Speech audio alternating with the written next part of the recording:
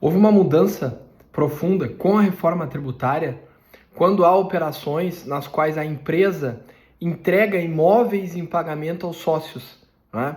Vocês já se deram conta disso? O que eu quero dizer?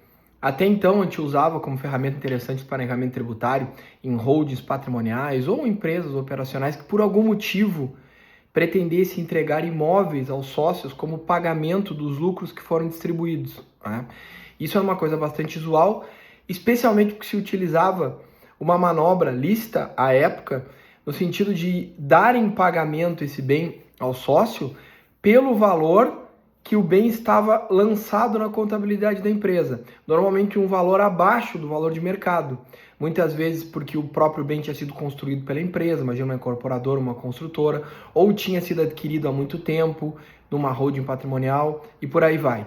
Então, quando o sócio recebia isso, recebia de forma isenta, por causa da distribuição de lucros, que era isenta pela Lei 9249 até o final do ano passado, e ainda recebia com o valor baixo, muitas vezes igual àquele que ele tinha colocado a empresa lá, ou se não tivesse colocado, um valor muito mais baixo que diminuiria efetivamente um ganho de capital naquele momento. A questão toda é que a reforma tributária que trouxe essa mudança na incidência do IVA dual, que a gente chama agora, ou seja, criou a CBS e a IBS substituindo PIS, COFINS, ICMS e ISS por esses dois tributos, determinou que essa operação passa a ser uma base de incidência desse tributo novo, desse IVA dual, da CBS e da IBS. Por quê? Porque haveria uma cessão onerosa, uma operação onerosa com esses bens imóveis.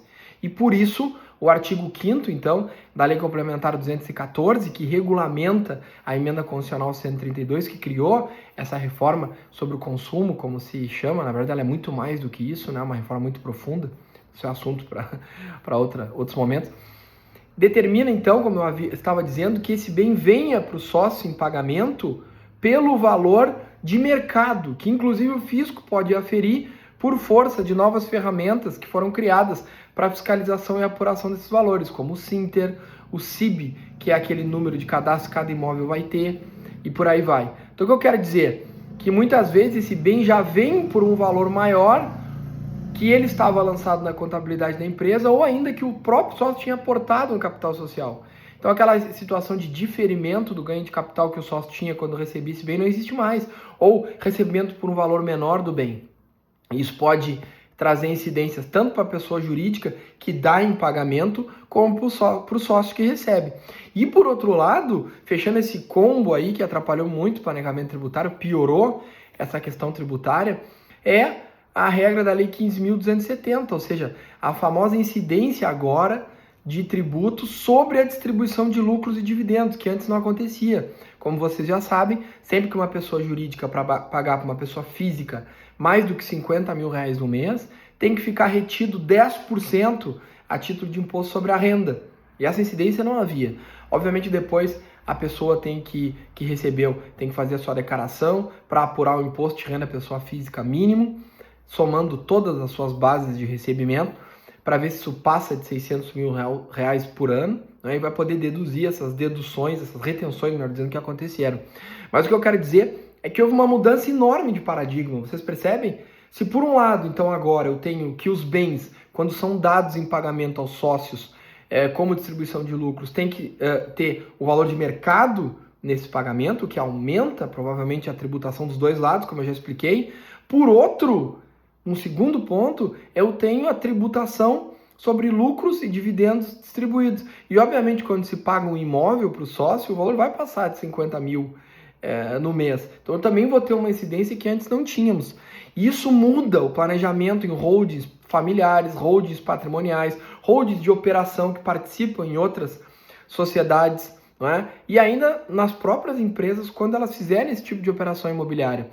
E a questão toda, o risco maior não me parece só o aumento tributário de per si, que já seria péssimo, mas sim a falta de percepção pelos profissionais que trabalham com isso, no sentido de seguir fazendo errado e ficarem sujeitos a serem autuados. Então esse é um cuidado que você tem que ter, E, por exemplo, em situações específicas de sociedades em conta de participação para investimentos imobiliários, por exemplo, aquelas que os sócios entram na sociedade, aportam valores e mais para frente recebem de volta o resultado ou em unidades imobiliárias ou em dinheiro, enfim. Nesse caso também, tudo que eu expliquei vai se aplicar. Então aquela atratividade enorme que se tinha, que praticamente zerando a tributação desses sócios ocultos, dessa SCP em investimentos imobiliários, a gente não tem mais. Esse cenário mudou. Por isso, então, que é preciso ficar atento a essas mudanças aí. Me digam aí, vocês estão acompanhando as mudanças profundas da reforma tributária?